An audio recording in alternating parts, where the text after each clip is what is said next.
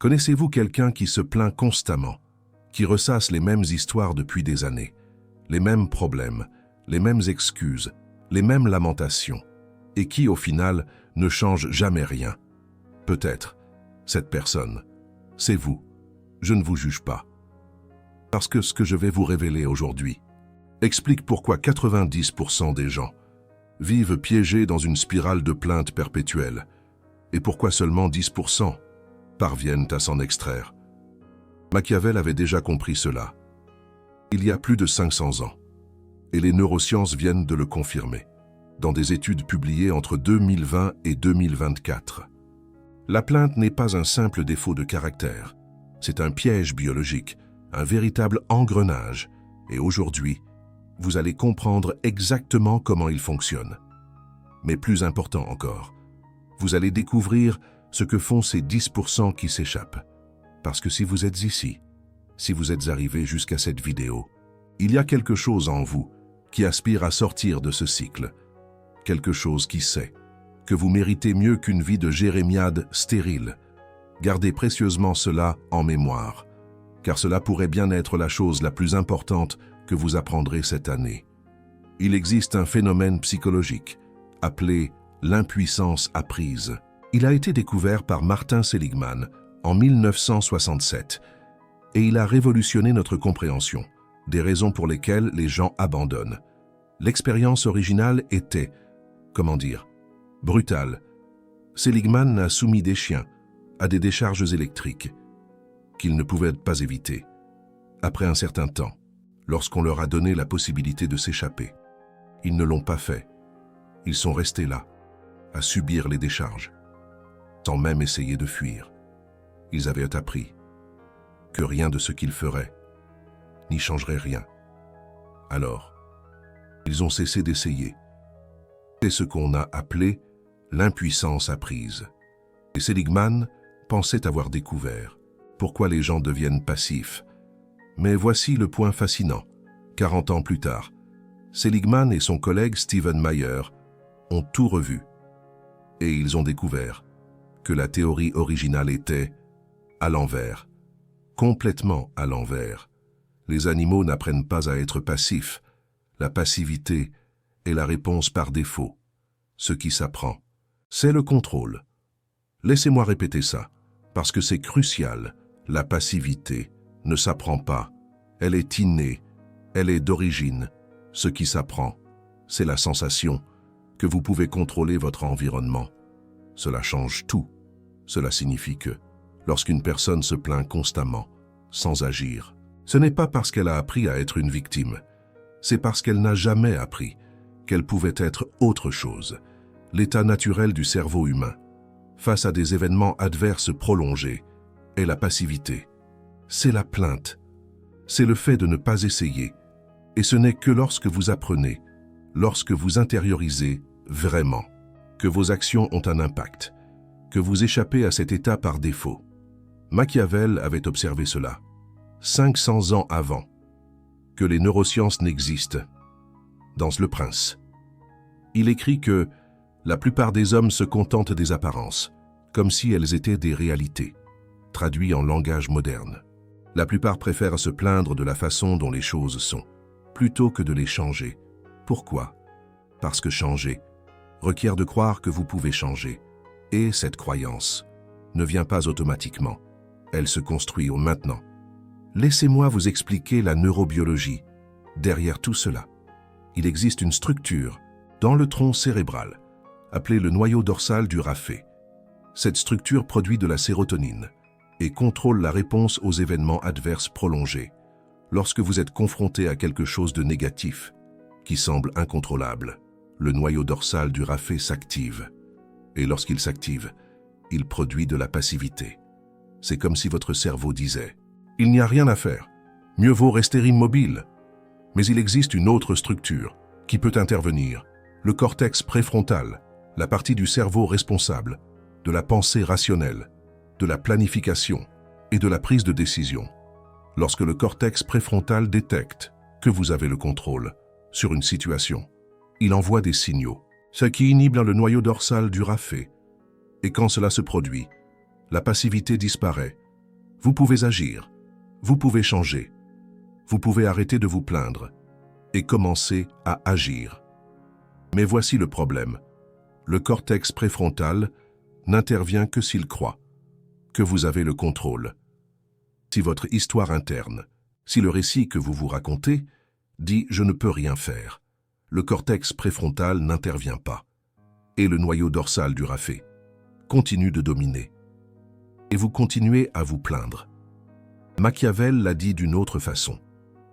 Il a écrit que la fortune est femme, et si vous voulez la maintenir soumise, vous devez la frapper et la maltraiter.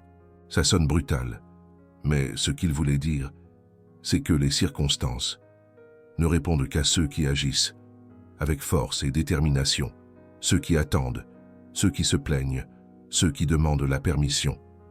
La fortune les ignore. Maintenant, je veux vous parler des 3 types de personnes qui existent selon leur relation avec la plainte et le changement. Type 1. Le plaignant chronique. Cette personne se plaint constamment de son travail, de son conjoint, de sa famille, de l'économie, du gouvernement, de la météo. Tout va mal, mais elle ne fait jamais rien pour changer quoi que ce soit. Pourquoi? Parce que, dans son récit intérieur, elle n'a aucun contrôle. Les choses lui arrivent. Elle est victime des circonstances. Et comme elle croit qu'elle n'a aucun contrôle, son cortex préfrontal n'intervient jamais. Son noyau dorsal du rafet domine et la passivité continue. C'est l'état par défaut de l'être humain. Ce n'est pas un défaut. C'est la configuration d'usine. Et la plupart des gens ne mettent jamais à jour le logiciel. Type 2. Le plaignant stratégique. Cette personne se plaint aussi, mais sa plainte a un but différent. Elle utilise la plainte pour éviter toute responsabilité, si tout va mal, si le système est contre elle, si les circonstances sont impossibles. Alors ce n'est pas de sa faute. Si rien ne change, la plainte devient un alibi parfait. Écoutez, j'ai essayé, mais tout était contre moi. Cette personne est plus dangereuse que le plaignant chronique parce qu'elle a trouvé un moyen de paraître active tout en restant complètement passive. Machiavel les aurait appelés des inutiles et déguisés en personnes occupées. Beaucoup de bruit, aucun résultat. Type 3. L'acteur silencieux. Cette personne ne se plaint presque jamais, non pas parce que sa vie est parfaite, mais parce qu'elle comprend quelque chose de fondamental. L'énergie dépensée à se plaindre est une énergie qui n'est pas dépensée à changer les choses. Quand quelque chose ne lui plaît pas, elle agit. Quand quelque chose ne peut pas être changé, elle l'accepte et elle passe à autre chose. Elle ne cherche pas de témoins pour sa souffrance. Elle cherche des solutions à son problème. C'est la minorité, le 10%, ceux qui ont appris, d'une manière ou d'une autre, qu'ils ont le contrôle. Ceux qui ont mis à jour leur logiciel cérébral. Maintenant, la question est, comment passer du type 1 ou 2 au type 3? Parce que si vous regardez cette vidéo, vous n'êtes probablement pas encore du type 3, et ce n'est pas grave. Le changement est possible, mais il requiert de comprendre quelque chose de crucial d'abord. La plainte est addictive. Oui, addictive. Quand vous vous plaignez, votre cerveau libère de la dopamine, la même substance qui se libère quand vous mangez du chocolat, que vous faites l'amour, ou que vous recevez des likes sur les réseaux sociaux. Vous vous sentez bien, pour un instant. Vous avez l'impression de faire quelque chose, que vous traitez le problème, que vous êtes écouté. Mais c'est une illusion. La plainte vous donne une sensation de soulagement temporaire, sans rien résoudre. C'est comme se gratter une piqûre de moustique. Ça fait du bien sur le moment, mais ça empire le problème. Et plus vous vous grattez, plus ça démange. Plus vous vous plaignez, plus vous avez besoin de vous plaindre, et moins vous agissez. Machiavel l'avait compris, lorsqu'il écrivait que les hommes se trompent plus facilement eux-mêmes que les autres. La plainte est un auto-mensonge parfait.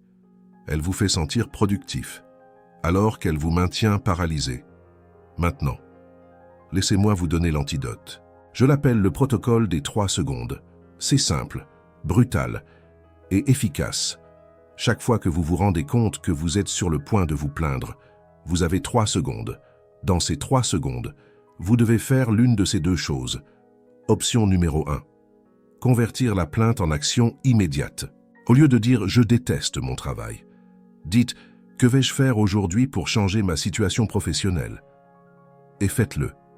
Maintenant, pas demain. Maintenant. Ça peut être quelque chose de petit. Mettre à jour votre CV. Chercher une offre d'emploi. Parler à quelqu'un dans un autre service. Mais ça doit être une action, pas une pensée.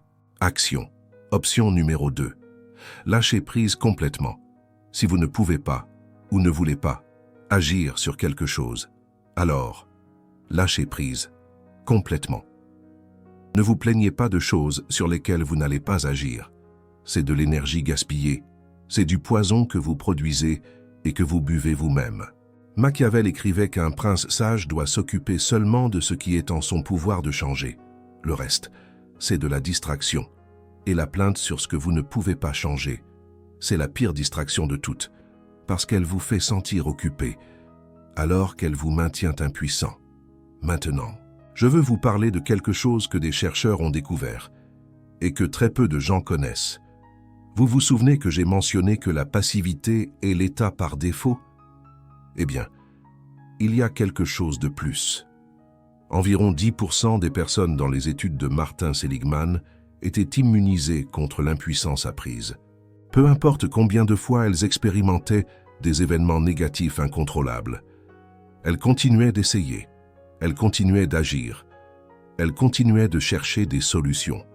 Pourquoi? Qu'avaient-elles que les 90% n'avaient pas? La réponse, c'est ce que Martin Seligman a appelé le style explicatif. C'est la façon dont vous vous expliquez à vous-même pourquoi les choses arrivent.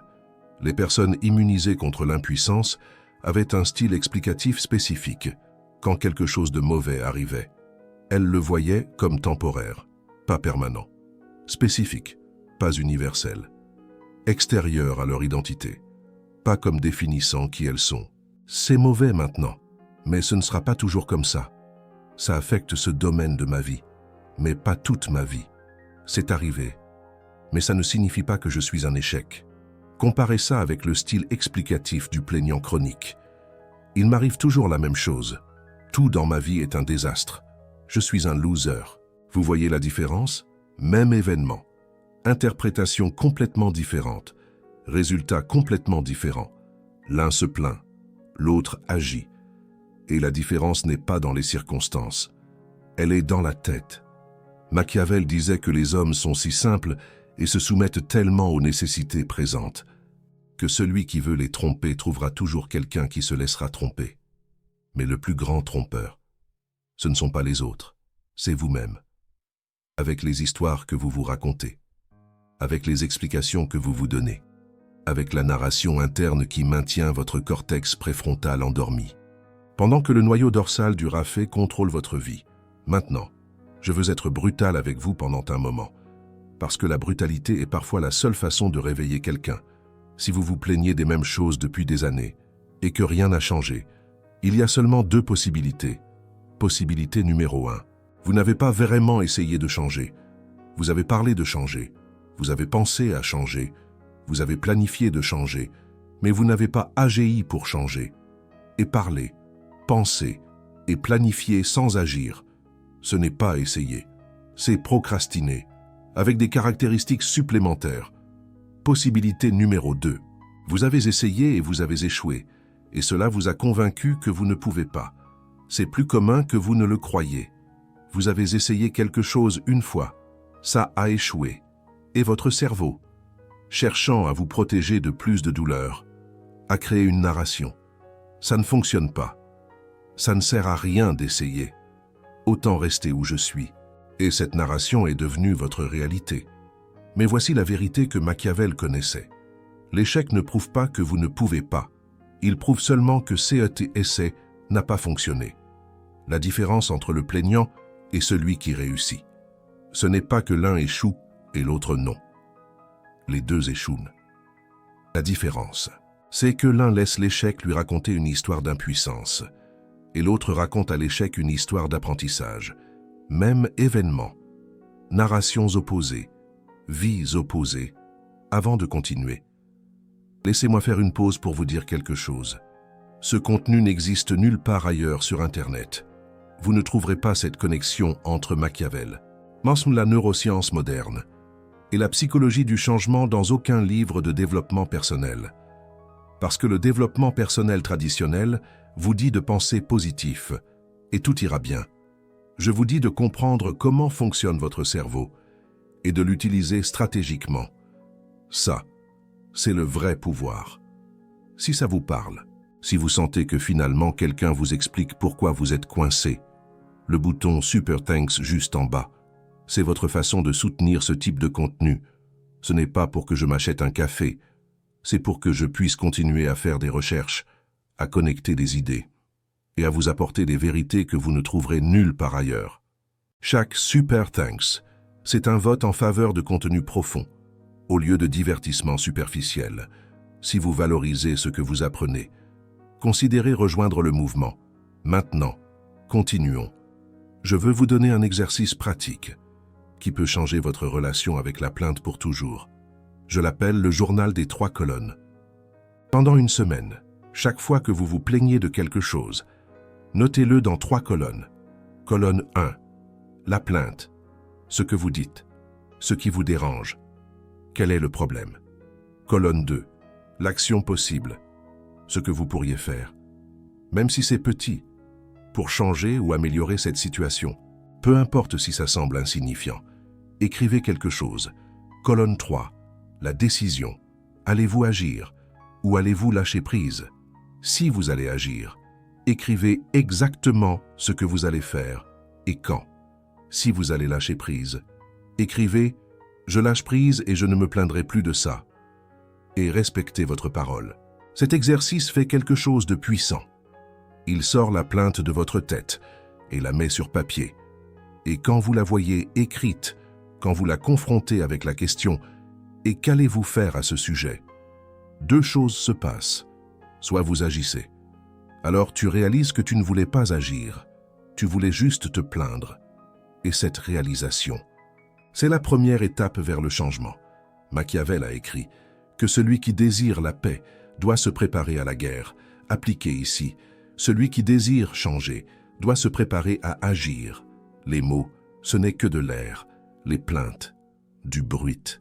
Seule l'action modifie la réalité. Maintenant, je veux te parler d'un phénomène connexe, que les psychologues appellent le biais de victimisation. C'est la tendance à se percevoir constamment comme une victime des circonstances, même quand il y a des preuves du contraire. Les personnes atteintes de ce biais de victimisation ont certaines caractéristiques identifiables. Elles externalisent la faute. Il y a toujours quelqu'un ou quelque chose de responsable de leurs problèmes, sauf EX. Elles rejettent la responsabilité personnelle. Même si elles ont contribué au problème, elles minimisent ou nient leur participation. Elles se plaignent constamment, mais prennent rarement des mesures pour changer leur situation. Elles recherchent la sympathie. Elles veulent que les autres valident leur souffrance, pas qu'ils les aident à résoudre leurs problèmes. Elles se sentent impuissantes. Elles croient sincèrement qu'elles ne peuvent pas changer les choses. Voici le point important.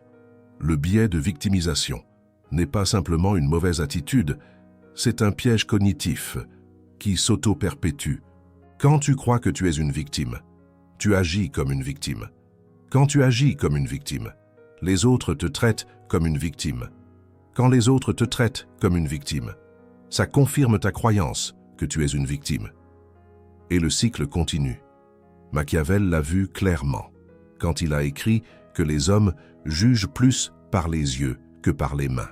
C'est-à-dire que les gens répondent à ce que tu projettes. Si tu projettes la victime, tu attires un traitement de victime. Si tu projettes le pouvoir, tu attires un traitement de pouvoir. Ce n'est pas de la magie, c'est de la psychologie sociale de base, mais le plaignant ne le voit pas, parce qu'il est trop occupé à se lamenter sur son sort, pour remarquer que c'est lui-même qui le crée. Maintenant, Laisse-moi te donner les 5 règles de Machiavel pour échapper au cycle de la plainte. Règle numéro 1. Accepte que la passivité soit ton état par défaut. Ne lutte pas contre cette vérité. Accepte-la. Ton cerveau est programmé pour se plaindre et non pour agir. C'est la configuration d'usine. Une fois que tu acceptes cela, tu arrêtes de te juger parce que tu te plains et tu commences à travailler stratégiquement pour le surmonter. Règle numéro 2. Cultive des expériences de contrôle. Ton cortex préfrontal a besoin de preuves, que tes actions comptent. Donne-lui cette preuve. Commence avec de petites choses. Engage-toi à faire quelque chose et fais-le. Tiens les promesses que tu te fais à toi-même. Chaque fois que tu agis et vois des résultats, ton cerveau apprend que tu as le contrôle et quand il apprend cela, la passivité diminue. Règle numéro 3. Change ton style explicatif. Quand quelque chose de mauvais arrive, choisis consciemment comment tu l'interprètes. C'est temporaire. C'est spécifique à cette situation. Cela ne me définit pas. Au début, ça semblera artificiel, parce que tu réécris des années de programmation. Mais avec la répétition, ça devient automatique. Et quand ça devient automatique, tu changes. Règle numéro 4. Coupe la dopamine de la plainte. La plainte te donne une dose de dopamine, et ton cerveau recherche cette dose. Coupe l'approvisionnement. Quand tu sens l'envie de te plaindre, fais quelque chose de physique à la place.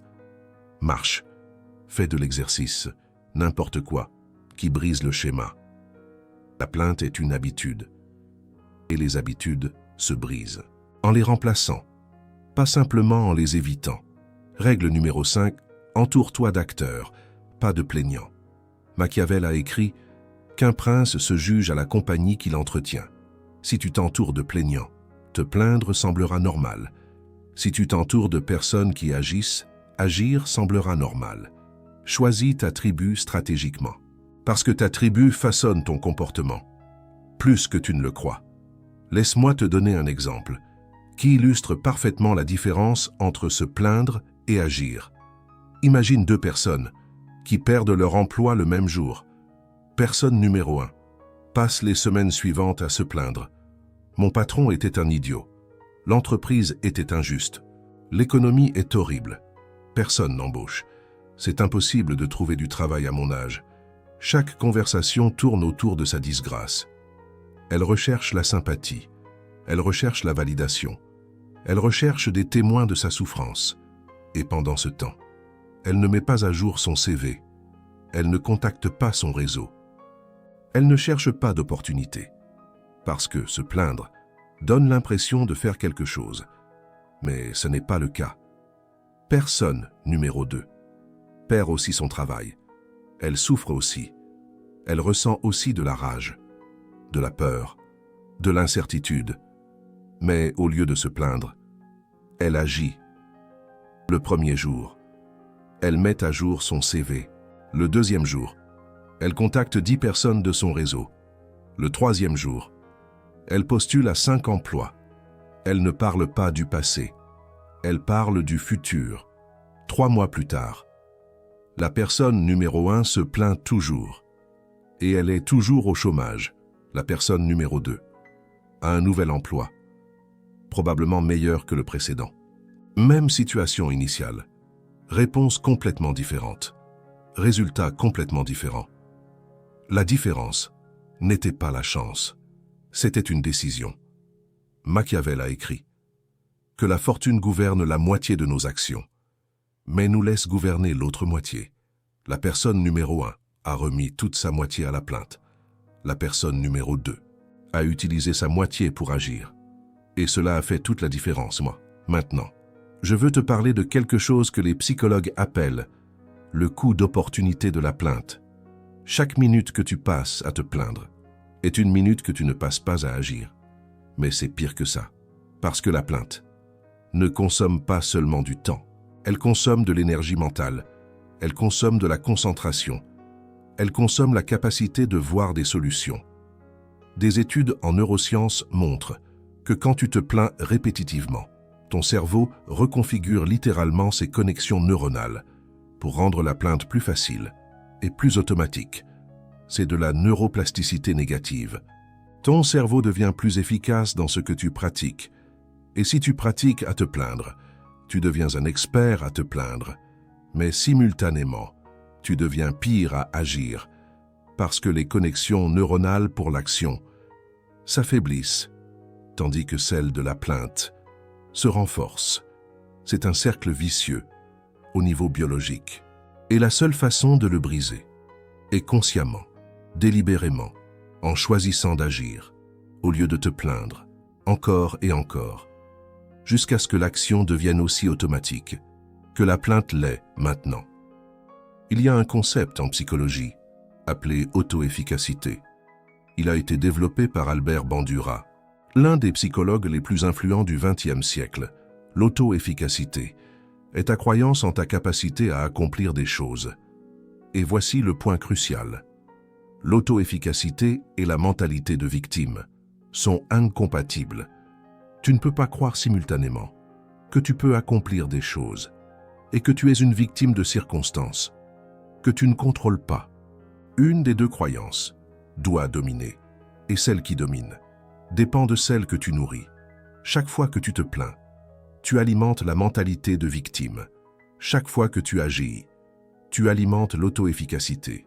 Et avec le temps, l'une des deux devient tellement forte que l'autre finit par presque disparaître. Les éternels insatisfaits ont une auto-efficacité quasiment nulle. Ceux qui agissent ont une auto-efficacité élevée. Et l'auto-efficacité est l'un des meilleurs indicateurs de succès, dans n'importe quel domaine de la vie. Machiavel ne connaissait pas le terme auto-efficacité, mais il connaissait le concept. Il l'appelait la vertu, la capacité d'agir efficacement dans le monde, d'imposer ta volonté aux circonstances, de ne pas te laisser entraîner par la fortune, cette déesse capricieuse, mais de la chevaucher. C'est ça l'auto-efficacité, en langage machiavélique. Et elle se construit, action après action, pas plainte après plainte. Laisse-moi te parler d'un piège ultime, dans lequel tombent beaucoup de personnes qui se plaignent. Le piège de la plainte intellectuelle. Ces personnes ne se plaignent pas de choses triviales. Elles se plaignent des systèmes, des structures, des injustices mondiales. Le capitalisme est le problème. Le patriarcat est le problème. Le gouvernement est le problème. Et elles ont raison. Il y a de vrais problèmes systémiques, mais voici le piège. Se plaindre des systèmes, sans agir dans ta sphère d'influence, c'est une autre forme de passivité, déguisée en conscience. Machiavel a beaucoup écrit à ce sujet. Il disait qu'il vaut mieux agir imparfaitement dans le monde réel que de théoriser parfaitement dans le monde des idées. Les philosophes qui ne font que penser ne changent jamais rien. Les princes qui agissent, même imparfaitement, façonnent l'histoire. Si le système est injuste, que fais-tu toi pour le changer? Pas ce que tu dis, pas ce que tu penses, ce que tu fais. Et si la réponse est rien, alors ta plainte intellectuelle est aussi vide que la plainte de celui qui se lamente de la météo. Elle a juste l'air plus sophistiquée. Maintenant, je veux terminer sur quelque chose qui peut être difficile à entendre. Mais tu dois l'entendre. Si tu es arrivé jusqu'ici, c'est qu'une partie de toi reconnaît que tu es pris au piège du cycle de la plainte. C'est bien. La reconnaissance est la première étape, mais la reconnaissance sans action, c'est juste une autre façon de se plaindre. Ah oui, j'ai ce problème. Et ensuite, tu ne fais rien. Ce que je te demande est différent. Je te demande de choisir, maintenant, pas demain. Pas quand les circonstances seront meilleures. Maintenant. Tu peux fermer cette vidéo et retourner à ta vie de plainte. Personne ne te jugera. 90% des gens font exactement ça. Ou tu peux décider, à cet instant précis, que tu vas faire partie des 10%, que tu vas commencer le journal des 3 colonnes aujourd'hui, que tu vas appliquer le protocole des 3 secondes. La prochaine fois que tu voudras te plaindre, que tu vas changer ton style explicatif consciemment, que tu vas chercher une expérience de contrôle. Avant la fin de la journée, la décision t'appartient. Mais souviens-toi de ce que Machiavel savait.